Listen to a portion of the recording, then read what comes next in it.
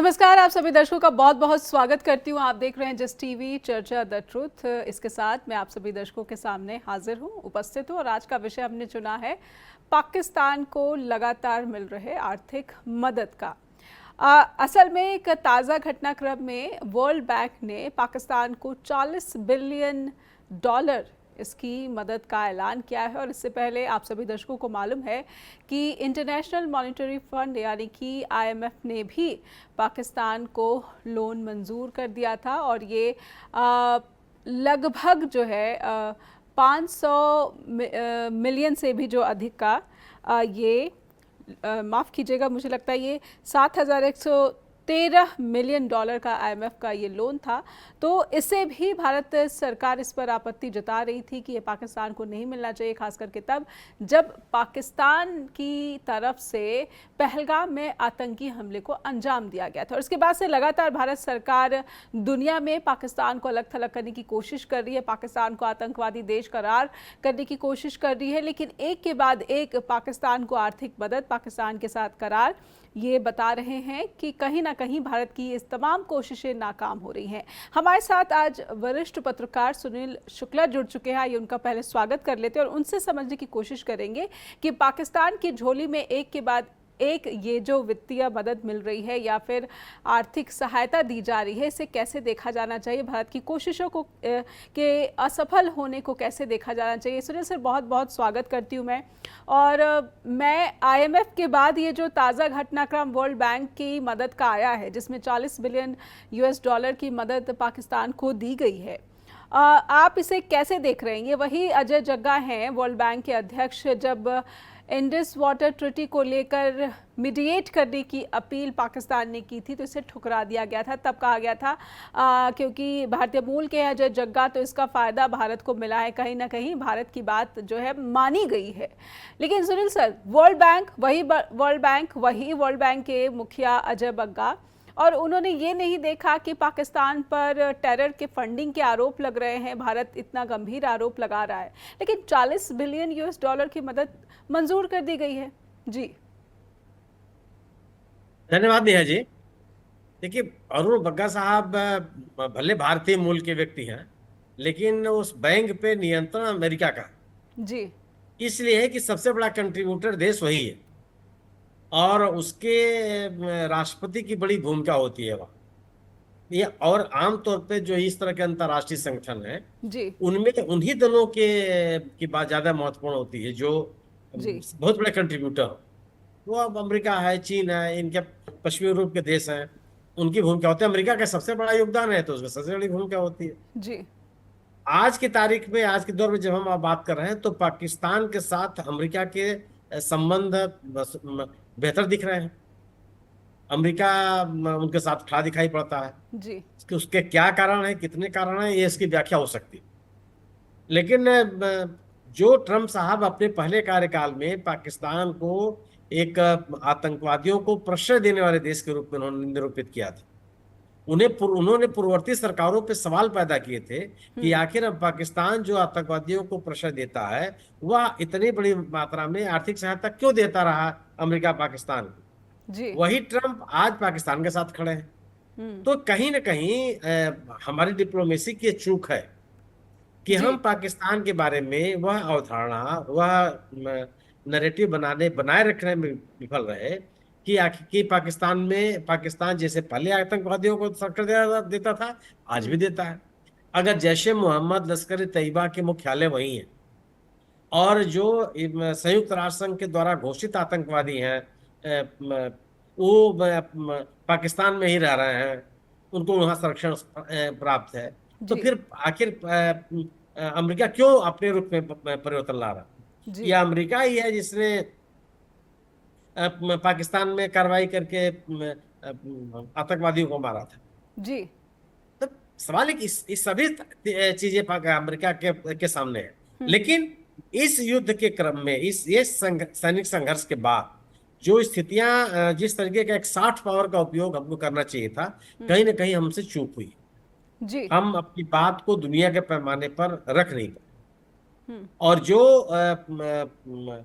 हमारी ताकत रही है हमेशा से, क्योंकि हम हमेशा जो कोई भी संघर्ष हुआ, उस संघर्ष में खुद किसी सैनिक संघर्ष में शामिल होने के बजाय वह तथ्य लो हम दुनिया में हमने रखा कि पाकिस्तान के द्वारा यह प्रायोजित सीमा पार का आतंकवाद है, और ये इसके प्रमाण है। जी या जी हमारे सीमा में हमको एक तरह से नुकसान पहुंचाने, हमारे आंतरिक सुरक्षा को समस्या पैदा करने की कोशिश की जा रही है पाकिस्तान। हम इस बात को बाकायदे बड़ी मजबूती के साथ और साक्ष्यों के साथ दुनिया में रखते रहे, और दुनिया ने हमारी बात सुनी। जी लेकिन ये पहला संघर्ष है कम से कम कई दशकों के बाद, जिसमें पाकिस्तान दुनिया को ये बता रहा है कि वह पीड़ित हो गया है। तथ्य ये नहीं है, इसे कोई स्वीकार नहीं कर सकता, जी लेकिन एक नैरेटिव बना रहा है, और हम कहीं ना कहीं हमसे चूक हुई। जी तो ये बड़ा विश्व बैंक के द्वारा, चाहे इंटरनेशनल मॉनेटरी फंड के द्वारा, उस युद्ध के दौरान भी आप याद कीजिए, उस संघर्ष के दौरान भी IMF ने लोन सैंक्शन कर दिया था पाकिस्तान के लिए। बिल्कुल बिल्कुल। और जो विरोध, जिस तरह का प्रतिवाद, जिस तरह का एक नैरेटिव, जिस तरह का एक विमर्श पैदा करना चाहिए था पाकिस्तान के खिलाफ भारत को, हम कहीं ना कहीं उसमें चूक गए। जी तो इस सुनील, पर तो विचार करने की आवश्यकता है। बिल्कुल। और मैं मानता हूं कि इस मौके पर सरकार की तरफ से जिस आक्रामकता का परिचय दिया जाना चाहिए था, वो नहीं दिया गया। संसदीय शिष्टमंडल भेजने से आप अपने कूटनीतिक लक्ष्यों को हासिल नहीं कर सकते। ऐसे मौकों पर हमेशा दुनिया देश के प्रमुख लोगों को, प्रधानमंत्री को, राष्ट्रपति को, बड़े बड़े विदेश मंत्री को, रक्षा मंत्री को सुनना चाहती है कि आप क्या कर रहे हैं। अपनी विदेश यात्राओं के लिए मशहूर प्रधानमंत्री जी पटना में और बीकानेर में घूम रहे हैं, अलीराजपुर में चले जा रहे हैं, वहां भी राजनीतिक भाषण दे रहे हैं। भारतीय जनता पार्टी के लोग जो विदेशियों दौरों पर हैं, वो भी पूर्ववर्ती सरकारों में सवाल पैदा कर रहे हैं। जी आप अपनी आंतरिक राजनीतिक हितों के लिए अगर आप फॉरेन सॉइल का उपयोग करना चाहेंगे, तो फिर एक बेहतर छाप नहीं छोड़ सकते हैं जी। तो आपको। जी जी, बिल्कुल बिल्कुल। क्या क्या इस पूरे घटनाक्रम से, या पूरे ये जो डायलॉग्स का दौर चल रहा है, विदेशों में भारतीय सांसदों का प्रतिनिधिमंडल गया है, इससे क्या ये भारत की नीति का खुलासा होता है कि भारत के जो प्रधान सेवक हैं या भारत के जो मंत्री हैं, वो उनकी प्रायोरिटी असल में कुछ और है, और सांसदों को डेजिग्नेट किया गया है कि वो भारत की आवाज़ बनकर विदेशों में आतंकवाद को लेकर पाकिस्तान के खिलाफ अपनी बात रखें, मजबूती से रखें? तो क्या ये एक अविश्वास का मूल कारण बन रहा है विदेशों में भी और घरेलू मोर्चे पर भी? क्योंकि ट्रंप लगातार ये क्लेम कर रहे हैं कि उन्होंने ही दोनों देशों के बीच सैन्य संघर्ष रुकवाया, उन्होंने ही सीज फायर करवाया, लेकिन प्रधानमंत्री नरेंद्र मोदी ने स्वयं इस पूरे मामले पर चुप्पी साध रखी है, और सांसदों को ये जिम्मेदारी दी गई है कि वो देश देश भ्रमण करे और वो पाकिस्तान के साथ जो भी सैन्य संघर्ष हुआ इस पर स्थिति रखे, भारत की साफ स्थिति रखे। लेकिन प्रधानमंत्री का मौन होना सबसे बड़ी चूक। बिल्कुल चूक है जी भाई। प्रधानमंत्री जी पिछले 11 वर्षों में लगभग 89-80 देशों की यात्रा उन्होंने की है, 127 विदेश यात्राएं उन्होंने की, और आप एक भी यात्रा नहीं बता सकती हैं जिससे प्रधानमंत्री के अलावा किसी अन्य व्यक्ति का, किसी अन्य मंत्री का, किसी अन्य सांसद का, किसी अन्य डेलीगेशन का कोई मुखर चेहरा सामने आया। जी हर जगह प्रधानमंत्री जी दिखाई पड़ते थे। प्रधानमंत्री जी की बड़े बड़े देशों में बड़ी बड़ी सभाएं होती थी, मोदी मोदी के नारे लगते थे, हर जगह तो मोदी जी थे। जी आज जब आप विदेशों में घूम करके भारतीय विदेश नीति के सबसे बड़े संदेशवाहक थे, आज क्यों नहीं है? आज तो आपको होना चाहिए। जी और डिप्लोमेसी में ये नहीं है कि आप अपने यहाँ से उठिए और चले जाइए, कोई ना कोई आपको मिल जाएगा बात करने के लिए। जिसको आप स्ट्रक्चर्ड बातचीत कहते हैं डिप्लोमेसी में, वो संभव नहीं है। उसकी बड़ी तैयारियां करनी पड़ती है, उसके एजेंडे तय करने पड़ते हैं, उसके विषय तय करने पड़ते हैं, कौन बात करेगा यह तय करना होता है। आप इन जो 7 शिष्टमंडल गया, किसी भी देश की सरकार का कोई प्रमुख व्यक्ति उनसे मिला हो? भारतीय विदेश मंत्रालय ने, हमारे विदेश मंत्रालय जो नियमित रूप से अपनी ब्रीफिंग करती हो, इन यात्राओं के बारे में कोई बहुत डिटेल बताया हो कि हमने किनसे बात की, जिन देशों में गए वहां से कोई ज्वाइंट स्टेटमेंट जारी हुआ हो? हालांकि ज्वाइंट स्टेटमेंट इस तरह से जारी नहीं होते, जहां तक मेरी जानकारी। एक पूर्व निर्धारित, पूर्व नियोजित, पूर्व एजेंडे के निर्धारण के साथ जो बैठकें होती हैं, उन्हीं का ज्वाइंट स्टेटमेंट जारी होता। ये तो एक कुछ भी नहीं था। और जो आप सिविल सोसाइटी से बात कर रहे हैं, वो कौन लोग हैं, उसका भी कोई खुलासा नहीं हुआ। जो भारतीय दूतावास या हाई कमीशन हैं विभिन्न देशों में, उन्होंने कोई जानकारी नहीं दी। ये जो बिल्कुल। वहां नेता गए हुए हैं, यही ट्वीट कर रहे थे या सोशल मीडिया पे कोई ना कोई बात रख रहे थे। इस अगर आप बहुत गंभीर होते तो विदेश मंत्रालय की जो नियमित ब्रीफिंग है देश में, उसमें भी बताई जाती है बात। बिल्कुल। और विदेश मंत्री जाते, रक्षा मंत्री जाते, गृह मंत्री जाते, बड़े जो बड़े चेहरे हैं संवैधानिक पदों पर बैठे हुए, बिल्कुल। वो ऐसे में चीजों ने। अंतर्राष्ट्रीय मीडिया का भी ध्यान खींचा जा सकता था अगर भारत के विदेश मंत्रालय की प्रेस ब्रीफिंग में उन यात्राओं के जो रिजल्ट हैं, जो नतीजे हैं, उनको उनका जिक्र किया होता, उनकी मेंशनिंग हुई होती। एक छोटे से ब्रेक का इशारा हो रहा है, इसलिए रुकेंगे छोटे से ब्रेक के लिए। दर्शकों से अनुरोध की लगातार जुड़े रहिए चर्चा द ट्रूथ के मंच पर, क्योंकि हम समझने की कोशिश करेंगे कि अगर अब तक की बातचीत जो कि अलग अलग देशों में भारतीय प्रतिनिधिमंडलों ने की है, कोई ठोस और सकारात्मक नतीजे नहीं निकल कर आए हैं, तो क्या इस पूरे एक्सरसाइज को एक फिजूल खर्ची या फिर समय की बर्बादी करार दिया जाना चाहिए, या फिर ये बहुत जल्दी इस तरह का स्टेटमेंट कहा जा सकता है हमें अभी थोड़ा सा इंतज़ार कर लेना चाहिए? क्योंकि कोलंबिया एक ऐसा देश जिसने ऑपरेशन सिंदूर पर एक स्टेटमेंट जारी किया था और पाकिस्तान में मारे गए लोगों के प्रति संवेदना जताई थी। अब ये कहा जा रहा है कि शशि थरूर की कूटनीतिक जीत हुई है, क्योंकि कोलंबिया ने उस समय का दिया अपना बयान वापस ले लिया। एक छोटा सा ब्रेक लेंगे, ब्रेक के बाद लौटते हैं। देखते रहिए चर्चा द ट्रूथ। ब्रेक के बाद फिर से स्वागत है आपका। आप देख रहे हैं चर्चा द ट्रूथ और हम समझने की कोशिश कर रहे हैं कि भारत की विदेश नीति ऑपरेशन सिंदूर के साथ ही नहीं, बल्कि उससे पहले पहलगाम आतंकी हमले से शुरू होकर अब तक लगातार सवालों के घेरे में है। और सुनील शुक्ला हमारे साथ वरिष्ठ पत्रकार लगातार जुड़े हुए, हम समझने की कोशिश कर रहे हैं कि भारत की कूटनीति या फिर विदेश नीति पर जो सवाल उठ रहे हैं और इसका पूरा का पूरा, इस पूरी परिस्थिति का फायदा पाकिस्तान को होता क्यों दिख रहा है। खैर, आपने सर कहा कि पाकिस्तान को फायदे के कई कारण हो सकते हैं, लेकिन भारत की विदेश नीति की विफलताओं के क्या कारण आप मानते हैं? आज आपने जिक्र किया शिष्टमंडल जो भारतीय सांसदों का है, अलग अलग देशों में भ्रमण कर रहा है, लेकिन किसी तरह की मीडिया, ना ही मीडिया का अटेंशन मिल पा रहा है, अंतर्राष्ट्रीय मीडिया का, और भारतीय विदेश मंत्रालय की वीकली प्रेस ब्रीफिंग से भी वो गायब है। क्या इसे आप जानबूझकर की गई गलती, अनदेखा, लापरवाही, या कैसे मानते हैं? भारत कूटनीति का कौन सा ये रूप देख रहे हैं आप? नहीं, इस विषय को गंभीरता से नहीं लिया गया। जी। ये बड़ा विषय था। और जिस तरीके से ऑपरेशन सिंदूर का उपयोग राजनीतिक कारणों के लिए किया जा रहा है, सत्तारूढ़ दल जिस तरीके से उस पर पूरे अभियान को अपने उपलब्धि के रूप में उसकी व्याख्या करने के लिए कर रहा है, उसके राजनीतिक लाभ लेने की कोशिश की जा रही है, जी। ये इससे अच्छा संदेश थोड़े जाता। आखिर वायुसेना के प्रमुख एयर मार्शल ने क्या कहा कि कोई भी जो रक्षा संबंधी प्रोजेक्ट है वो समय से पूरा नहीं होता। जी। जो समझौते होते हैं उपकरणों के या शस्त्रों की आपूर्ति के लिए, वो समय से पूरा नहीं होता। जी। कौन सा बयान है इसका माने नहीं है क्या? वायुसेना अध्यक्ष कहते हैं कि ये पूरा का पूरा जो जीत है वो राष्ट्रीय जीत है। जी। भारतीय जनता पार्टी इसको भारतीय जनता पार्टी की उपलब्धि बताने में लगी हुई।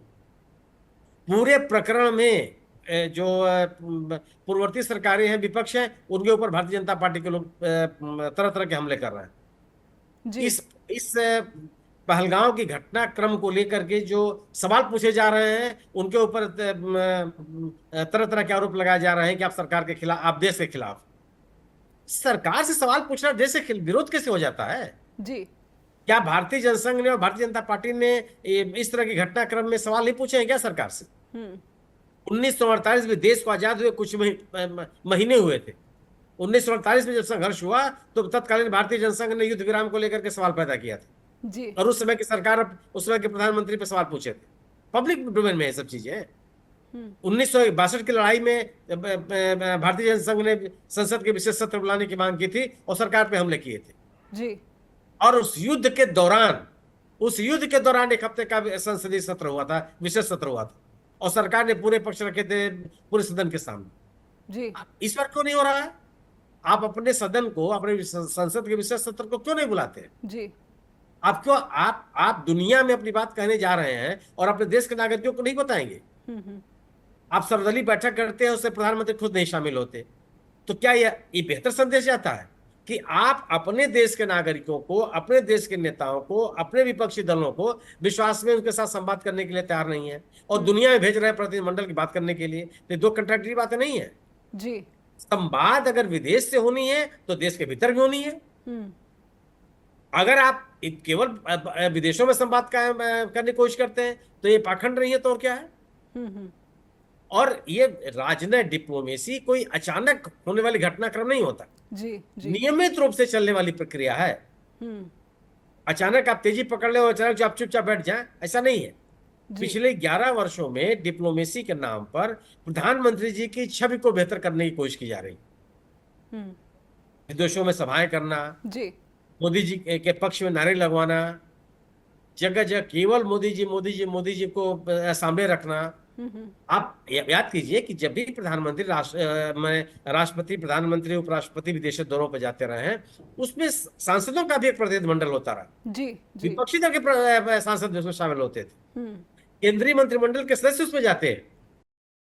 एक छोटे से ब्रेक के लिए रुकते हैं, ब्रेक के बाद लौटेंगे। चर्चा द ट्रुथ के दर्शकों से अनुरोध कि लगातार जुड़े रहिए, लौटेंगे और इस पूरे मसले को समझने की कोशिश को आगे बढ़ाएंगे ब्रेक के बाद। ब्रेक के बाद फिर से स्वागत है। चर्चा द ट्रुथ देख रहे हैं आप और हमारे साथ लगातार बने हुए हैं सुनील शुक्ला, वरिष्ठ पत्रकार। सुनील सर, आपकी अब तक की चिंताओं या फिर आपके आकलन के जरिए ये समझ में आता है कहीं ना कहीं भारत में जो लोकतांत्रिक व्यवस्था है उसको लगातार नुकसान पहुंचाया, आघात पहुंचाया, और यही वजह है कि एक गहरे अविश्वास की जो है महसूस होता है घरेलू स्तर पर भी। और क्या यही वजह है कि विदेशों में भी भारत भरोसा नहीं बना पा रहा है, भारत की सरकार की कूटनीति जो है वो भरोसा नहीं बना पा रही है? इस अविश्वास का मूल कारण आप भारत की लोकतांत्रिक छवि को समझते हैं या कोई अन्य कारण कि तमाम मल्टी अलायंस की जो कोशिश भारत के विदेश मंत्री की तरफ से होती रही है कि हम किसी के साथ नहीं, हम सबके साथ हैं, उसको मानते हैं? जी नहीं, अगर आप अपने सभी निर्णयों को अपने राजनीतिक लाभ हानि की निगाह से देखेंगे तो फिर आप एक व्यापक असर नहीं छोड़ सकते। जी। आपको यह संदेश देना होगा कि ये जो कुछ भी निर्णय हमने लिया है उससे मेरा कोई पॉलिटिकल एजेंडा इसमें शामिल नहीं है, हमने राष्ट्रीय हित में निर्णय लिया। प्रश्न ये भी है लोगों के सामने, दुनिया के सामने, कि जो भारत एक से एक कठिन दौर में भी किसी भी सैनिक संघर्ष के लिए तैयार नहीं हुआ, उसने अपनी आर्थिक प्रगति, सॉफ्ट पावर के रूप में अपने आप को विकसित करना, अपने जो हमारे सामाजिक लक्ष्य हैं, शिक्षा के, स्वास्थ्य के, उसको आगे बढ़ाना, कृषि को आगे बढ़ाना, व्यापार को बेहतर करना, ये जो हमारे लक्ष्य रहे हैं, वह देश अचानक संघर्ष में क्यों चला गया? ये तो सवाल पैदा होगा ना। बिल्कुल। और अगर हो गया, बिल्कुल चले निर्णय ले लिया कि एक सैनिक संघर्ष के लिए तैयार हो गया, उसके ऊपर एक युद्ध थोप दिया गया, और अगर ये स्थिति पैदा हुई तो इस संघर्ष विराम के कारण क्या थे, उससे उसको हासिल क्या हो गया, उसने इस संघर्ष विराम से उसको क्या मिला, किस सीमा तक वो अपने लक्ष्य, अपने राजनीतिक, कूटनीतिक, रणनीतिक लक्ष्य हासिल करने में वो सफल रहा? ये इसकी जवाबदेही तो बनती है, ये तो बताना पड़ेगा आपको। पहलगांव की घटना के लिए कौन लोग जिम्मेदार हैं, ये तो तथ्य आपके पास रखने पड़ेंगे। पहलगांव की घटना हुई क्यों, किसकी चूक है वो, ये तो आपको बताना पड़ेगा दुनिया के पैमाने पर। और अगर आप इन चीजों को नहीं बता पाते हैं, इन चीजों पे आप उठने वाले सवालों के प्रति आप गंभीर नहीं है, तो निश्चित रूप से आपकी बात का असर वो नहीं होगा। आपको अपने मंतव्य में, अपनी गतिविधियों में, अपने बयानों में, अपने लक्ष्यों में बहुत पारदर्शी होना पड़ता जी। आप कहते कुछ हैं, लक्ष्य आपका कुछ है, तो बात उतनी गंभीर नहीं होती। आखिर पूरे के पूरे में जब आज की स्थिति है कि दुनिया में यह बताने की आवश्यकता है कि पाकिस्तान वही आतंकवादी देश है, वैसे ही आतंकवादियों को प्रश्रय देने वाला देश है, जिसके कारण से अमेरिका जैसे देश को ओसामा बिन लादेन को मारने के लिए कार्रवाई करनी पड़ी थी। आज कौन से हालात बता, ये तो बताना पड़ेगा आपको। दुनिया में यह संदेश देने के बजाय प्रधानमंत्री जी चुनावी राजनीति कर रहे हैं, जगह जगह जनसभाएं कर रहे हैं, रोड शो कर रहे हैं, और अपने विपक्षी पार्टियों से बात करने के लिए तैयार नहीं है। तो एक बहुत अच्छा असर आप नहीं देखते इसमें। 1971 की बड़ी गंभीर लड़ाई भारत ने लड़ी, लेकिन उस वक्त दुनिया में ये बताने में सफल रहा कि पाकिस्तान की वजह से इस देश में समस्या हो गई और एक संघर्ष की नौबत पैदा हो गई भारत में। और दुनिया के पैमाने पर भारत का पक्ष रखने के लिए जयप्रकाश नारायण जैसे व्यक्ति को तत्कालीन प्रधानमंत्री इंदिरा गांधी ने भेजा था। जी जयप्रकाश जी कांग्रेस के सदस्य नहीं थे, जयप्रकाश जी संसद के सदस्य नहीं थे, जयप्रकाश जी देश के गौरव थे। उस समय भी उनका एक सम्मान था, उन्होंने उनको भेजा और उस वो पूरे अधिकार के साथ दुनिया में गए और उन्होंने अपनी पूरी बात रखी। जी अटल बिहारी वाजपेयी को इस देश की सरकार ने भेजा है, नरसिम्हा राव जी की सरकार ने अपने भारत का पक्ष रखने के लिए। जी वो कांग्रेस पार्टी के मेंबर नहीं थे, वो एक बड़े राजनेता के रूप में इस देश से पहचाने जाते थे और दुनिया में भारत के चेहरे के रूप में पहचाने जाते थे।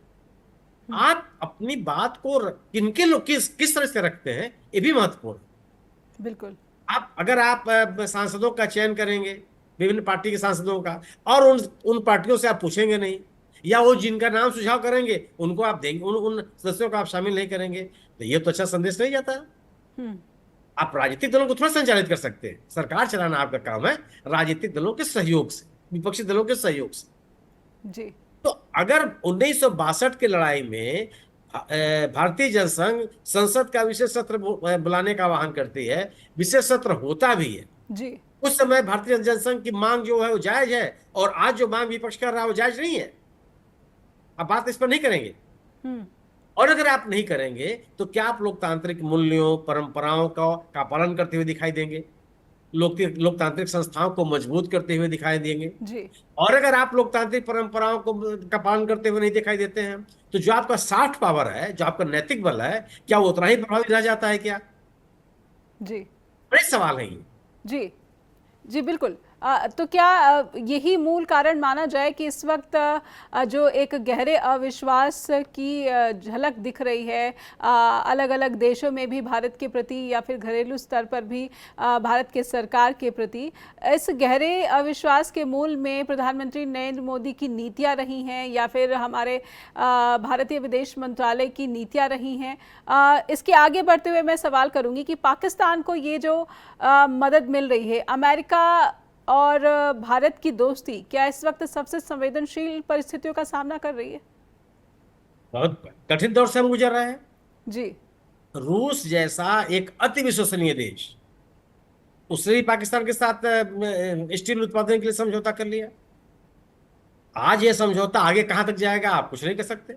जी ये स्थितियां क्यों पैदा हो गई, क्यों हो रही? हमारे इस पूरे संघर्ष में हमारे साथ कोई भी देश खुल के तैयार नहीं हुआ खड़ा होने के लिए। जी पाकिस्तान के साथ तुर्की खड़ा हो गया, अजरबैजान खड़ा हो गया, चीन खड़ा हो गया, खुल के खड़े हो गए। उन्होंने अपने समर्थन को छिपाए नहीं।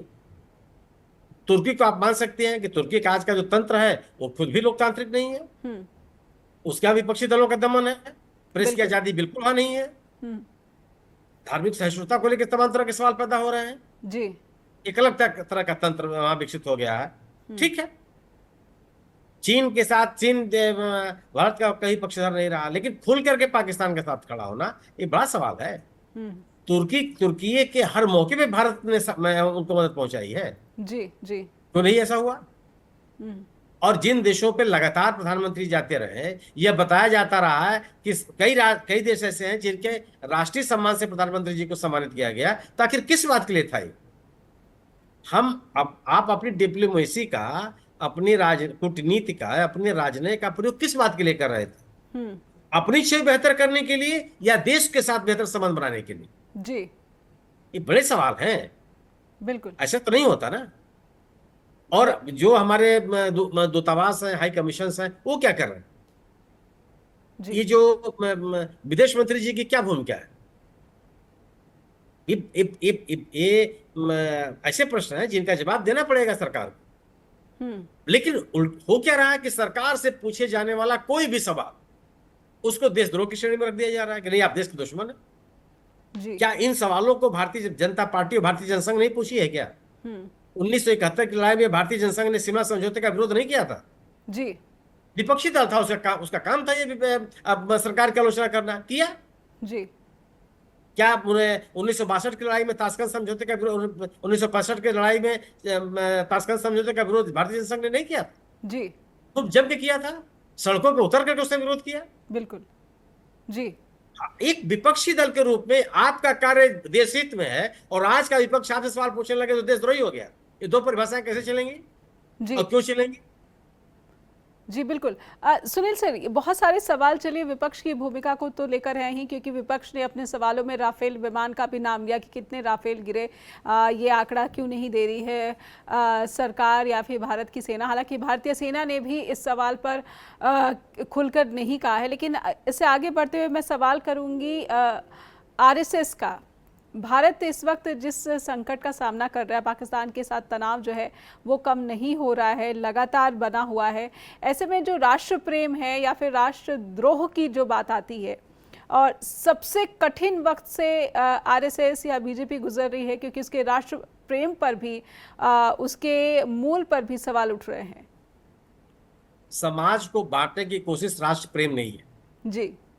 समाज के विभिन्न वर्गों में द्वेष पैदा करना राष्ट्र प्रेम नहीं है। हम्म। कौन सा राष्ट्र प्रेम है ये?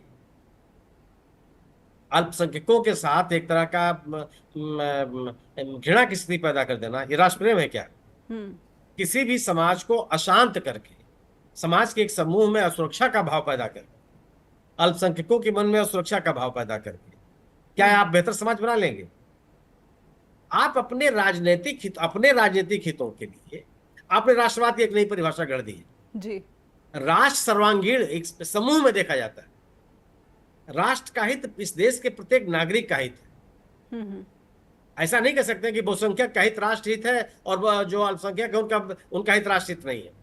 ये परिभाषा नहीं चल सकती, किसी भी लोकतांत्रिक देश में परिभाषा नहीं चल सकती। ये जो एक फर्जी किस्म का राष्ट्रवाद का माहौल बनाने की कोशिश की जा रही है, ये देश कैसे स्वीकार कर ले? जी। युद्ध होता है, सैनिक संघर्ष होते हैं, तो ये स्वाभाविक सी बात है कि कुछ नुकसान होगा, किसी का कोई नुकसान होगा। यह बड़ा प्रश्न नहीं है। प्रश्न यह है कि जिस बात के लिए यह सैनिक संघर्ष शुरू हुआ, उस लक्ष्य को पाने में हम और भारत कितना सफल रहा। जी। हमारा लक्ष्य क्या था कि हम आतंकवादी ठिकानों को नष्ट करेंगे। जी। क्या हम दुनिया को ये बताने में सफल रहे कि हमने आतंकवादी ठिकानों को ही केवल लक्ष्य नष्ट करना हमारा लक्ष्य था? या किसी इस मुद्दे पर हम लोगों को विश्वास में ले पाए? अगर ले पाए होते तो ये स्थिति तो नहीं आती। यह सवाल पूछना कि राफेल को लेकर के सवाल पूछना, क्यों नहीं पूछा जाएगा? जी। और राफेल पे सवाल पूछे जा रहे हैं तो उसका जवाब दीजिए। सवाल पूछे जाने को आप कह देंगे कि राष्ट्रद्रोह है। क्या भारतीय जनता पार्टी ने सवाल नहीं पूछे हैं? 2008 में जब मुंबई हमला हुआ था 26/11 का, तो भारतीय जनता पार्टी ने सवाल नहीं पूछे थे? उस समय के गुजरात के मुख्यमंत्री नरेंद्र मोदी जी ने गेटवे ऑफ इंडिया पर खड़े होकर के सवाल नहीं पूछे थे? 5 सवाल उन्होंने पूछा था, गिनती गिनाए थे सभी सवालों में। ठीक किया था। विपक्ष के नेता थे, सरकार सवाल पूछना उनका काम था, उन्होंने किया। जी। तो आज देशद्रोह कैसे हो गया? सवालों से आप बच नहीं सकते, और सवालों से बचने की कोशिश तरह तरह के संदेह पैदा करती। और यही वजह है, सेना की पीठ पर सवार होकर के आप अपने राजनीतिक निर्णयों की जिम्मेदारी से बच नहीं सकते हैं। बिल्कुल। संघर्ष विराम का निर्णय सेना का निर्णय नहीं होता, सरकार का निर्णय होता है। सरकार ने यह संघर्ष विराम का निर्णय क्यों लिया और इस निर्णय से उसने हासिल क्या किया, ये तो देश को बताना पड़ेगा ना। बिल्कुल। व्यापार का हवाला तो डोनाल्ड ट्रंप दे रहे हैं, हालांकि सरकार की तरफ से, भारत की तरफ से इस पर कोई स्पष्टीकरण नहीं आया है। ये कहा जा रहा है कि ये द्विपक्षीय ही समझौता हुआ है, सीज फायर का फैसला हुआ है। एक ब्रेक लेती हूँ मैं, इसके बाद जब लौटेंगे तो हमारे साथ सुनील शुक्ला लगातार बने हुए हैं। जिस वक्त पहलगाम आतंकवादी हमला हुआ, उस वक्त भारत के प्रधानमंत्री नरेंद्र मोदी सऊदी अरब की यात्रा में थे और आधे में छोड़कर उनको भारत वापस आना पड़ा था। उसके बाद उनको मॉस्को भी जाना था विक्ट्री डे परेड के लिए, लेकिन वो नहीं गए देश में इस संकट के माहौल को देखते हुए। लेकिन दोनों ही देश, ना ही रूस ना ही सऊदी अरब, खुलकर पाकिस्तान के खिलाफ इन्होंने कोई स्टेटमेंट दिया है। अगर स्वयं प्रधानमंत्री नरेंद्र मोदी कोशिश करते तो क्या ये संभव था, या फिर विदेश मंत्री की कूटनीति क्यों असफल हो गई? बहुत सारे सवाल बने हुए हैं, खास करके सऊदी अरब और रूस की भूमिका को लेकर समझेंगे, लेकिन एक छोटे से ब्रेक के लिए रुकेंगे। ब्रेक के बाद लौटते हैं चर्चा द ट्रूथ के साथ। के खिलाफ मुखर नहीं है तो ये बड़ा सवाल होगा कि नहीं होगा। तो ये लोगों के मन में जो जिज्ञासाएं हैं, जिस तरह के सवाल पैदा हो रहे हैं, उन सवालों से बचने की जो सरकार की कोशिश है वह और संदेह पैदा करता है। इस देश में सेना के शौर्य और पराक्रम पर किसी को कभी संदेह नहीं रहा। जी। इसका श्रेय बीजेपी को नहीं जाता, बिल्कुल। इसका श्रेय सेना की अपनी कार्यकुशलता, अपना प्रोफेशनलिज्म, हम्म। अपना शौर्य है, अपनी साहस है। जी। लेकिन आप सेना की पीठ पे सवार होकर के अपने राजनीतिक निर्णयों की जवाबदेही से बच नहीं सकते हैं। आपको अपनी बात बतानी पड़ेगी। बिल्कुल। आप आखिर अगर यह अगर इतना महत्वपूर्ण विषय नहीं अगर नहीं है, तो आपने सर्वदलीय बैठक बुलाई है, प्रधानमंत्री जी क्यों नहीं गए उसमें? जी। जिस दिन सर्वदलीय बैठक हो रही है, सऊदी अरब से लौट करके किस बात पर आप आते हैं कि साहब भारत में आतंकवादी हमला हुआ है, और अगले दिन बिहार में चले जाते हैं मोतिहारी में सभा करने के लिए। हम्म। वहां आप जाकर के आप राजनीतिक भाषण देते हैं। जी। कौन सी बात गंभीर है? सवाल है कि नहीं है? बिल्कुल बिल्कुल। जी, देश के प्रधान सेवक की प्राथमिकताओं पर सवाल उठ रहे हैं कि जब भारत संकट की स्थिति में है तो भारत के प्रधानमंत्री जो कि प्रधान सेवक हैं उनकी प्राथमिकताएं क्या हैं, इस पर सवाल खड़े हो रहे हैं। सुनील शुक्ला सर, मैं सऊदी अरब की भूमिका को समझने की कोशिश करूंगी। क्या प्रधानमंत्री जब वहां पर थे और उनको आधे में यात्रा छोड़कर भारत लौटना पड़ा क्योंकि आतंकवादी हमला हुआ था, इसके बाद अगर प्रधानमंत्री ने कोशिश की होती तो शायद पाकिस्तान को एक आतंकवादी देश या पाकिस्तान की निंदा करने में सऊदी अरब को वो राजी कर पाते? क्या आप इस परिस्थिति को भी देख पा रहे हैं कि ऐसा हुआ होता अगर प्रधानमंत्री ने कोशिश की होती? जी। नहीं, सवाल है ना कि ये कोई भी देश, सऊदी अरब क्या कोई भी देश हमारे साथ नहीं खड़ा हो रहा? जी। तमाम देश, ये तो बात पैदा हो रही है कि इतने सालों तक प्रधानमंत्री जी विभिन्न देशों की यात्रा करते रहे, लगभग 80 देशों की उन्होंने यात्राएं की, जी। 127 विदेश यात्राएं उन्होंने की, कई कई देशों में कई कई बार गए। हम्म। हासिल क्या हुआ? ऐसे ही मौके पर तो आप विदेशों में जाते हैं हम्म। कि दोनों देशों के बीच एक बेहतर समझदारी रहे, चाहे वो राजनीतिक विषय हो, चाहे आर्थिक विषय हो, चाहे अंतर्राष्ट्रीय मंचों पर एक दूसरे के साथ खड़े होने का सवाल हो, चाहे द्विपक्षीय वार्ताएं हो, द्विपक्षीय हितों का सवाल हो, पीपल टू पीपल कांटेक्ट की बात हो, आपसे आदान प्रदान का सवाल हो, जितने विषय हो उन सभी विषयों पर एक शिखर स्तर पर एक समझदारी पैदा होती, एक जी। समझ पैदा होती। हम्म। प्रधानमंत्री के जाने शिखर वार्ता है, ये सामान्य क्रम नहीं होता। लेकिन आने जाने के बाद जब ये एक उसको ये समझने का समय आया कि आखिर हमने क्या हासिल किया हुआ इतने वर्षों तक, तो उसमें तो हम खाली हाथ एकदम ब्लैंक हो गए, जी। सबने हमको नकार दिया। जी। ये तो सवाल पैदा होंगे। तो जी। दिख नहीं रहा है आपको कि अपनी विदेश यात्राओं में प्रधानमंत्री जाकर के स्वदेश की राजनीति का उल्लेख करते रहे, पूर्ववर्ती सरकारों की आलोचना करते रहे। यही काम तो ट्रंप भी करते हैं बाइडेन को लेकर। वो सऊदी अरब में भी, कतर में भी जाकर वो स्टेटमेंट देते नजर आए हैं। तो कहीं ना कहीं जो प्रधानमंत्री नरेंद्र मोदी करते हुए देखे गए वो अब राष्ट्रपति ट्रंप भी करते हुए देखे गए। अब मैं एक सवाल पर आती हूँ जिसमें ट्रेड की बात हो रही है। पूरी दुनिया ऐसा लग रहा है कि सिर्फ और सिर्फ इस वक्त व्यापार की भाषा ही समझ रही है। अगर यही आने वाले भविष्य में एक चुनौती है भारत के सामने, और भारत की जो कूटनीति के असफल रहने या फिर विदेश नीति के असफल रहने का एक ये कारण भी संभव है, तो क्या इस वक्त आप भारत सरकार की जो गतिविधियां हैं इसको ऐसा देख रहे हैं कि प्राथमिकताओं पर ध्यान ना देकर दूसरे दर्जे की जो कार्यशैली है उस पर फोकस किया जा रहा है?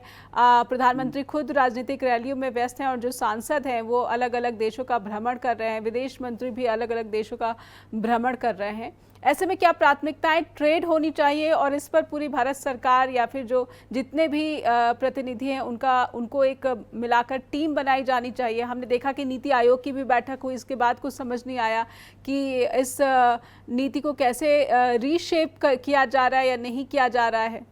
जी। तो ये सरकार की जिम्मेदारी बनती थी जी। कि पूरे देश को विश्वास में लेती। देश को विश्वास में लेने का तरीका यही है कि जो विपक्षी दल है उनको विश्वास में आप लेते जी, उनके साथ आप संवाद कायम करते।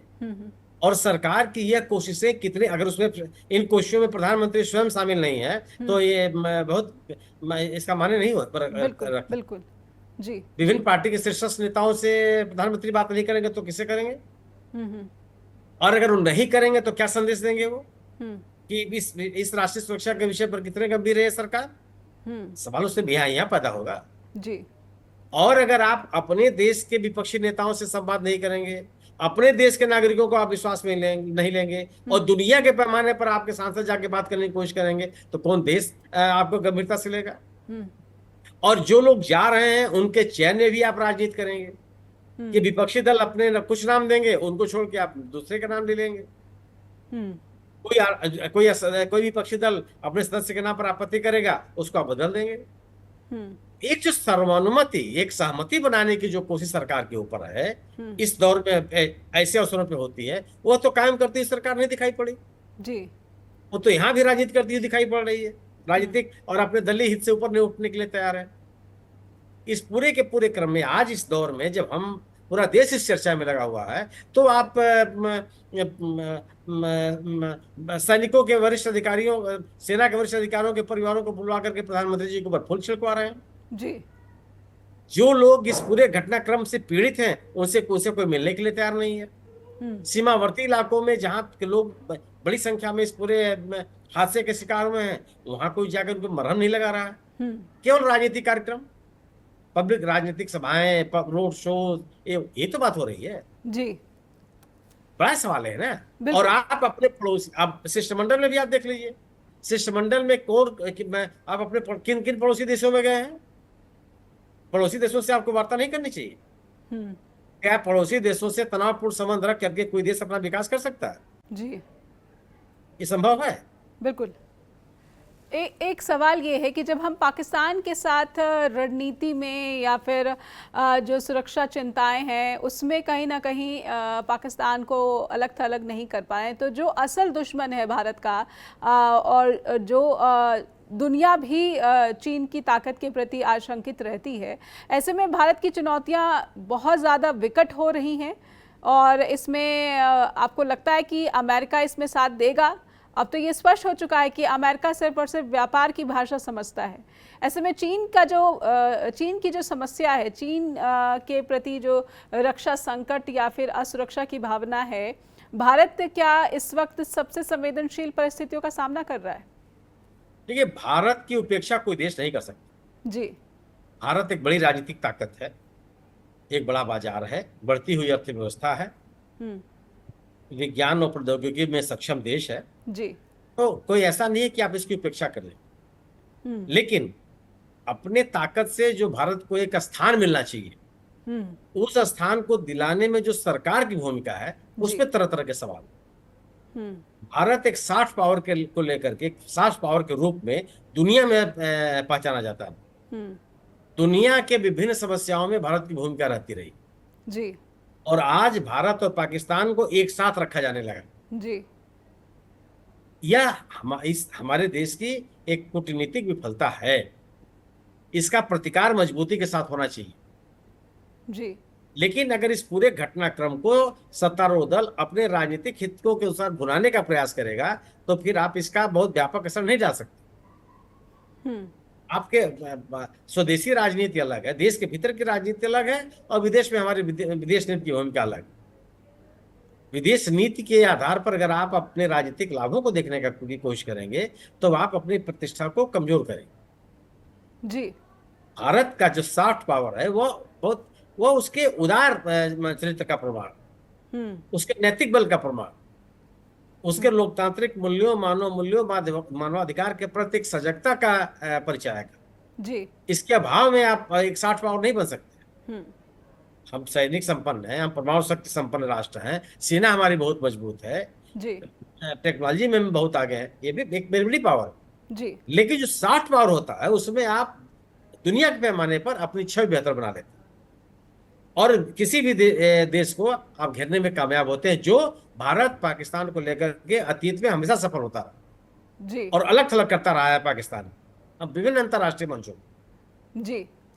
तो लगातार भारत की नीतियों पर सवाल उठते रहेंगे जब तक कुछ ठोस पाकिस्तान के खिलाफ भारत की कूटनीति के जो रिजल्ट है सामने नहीं आते। सुनील सर, बहुत बहुत धन्यवाद करना चाहती हूँ, लेकिन एक बात मैं ज़रूर जोड़ना चाहती हूँ कि भारत ऑपरेशन सिंदूर के सस्पेंशन के साथ ही लगातार कहता रहा है कि वो न्यूक्लियर ब्लैकमेलिंग बर्दाश्त नहीं करेगा, लेकिन भारत ये नहीं कह रहा है कि क्या वो ट्रेड की ब्लैकमेलिंग बर्दाश्त कर रहा है या नहीं कर रहा है। ये स्पष्टता भी कहीं ना कहीं भारत की आवाज़ को मजबूती नहीं दे पा रही है। बहुत बहुत धन्यवाद सुनील सर आपका, आप आए, आपने समय दिया, चर्चा द ट्रुथ के मंच पर से जुड़े दर्शकों तक अपनी बात पहुंचाई। आपका आभार। दर्शकों से अनुरोध करना चाहती हूं कि आपका इस पूरे विषय पर क्या सोचना है, आपकी राय हम तक लिखकर भेजें ईमेल के ज़रिए info@justbroadcasting.com या फिर neha@justbroadcasting.com पर भी अपनी बात पहुंचा सकते हैं। जुड़े रहिए जस्ट टीवी के साथ। नमस्कार।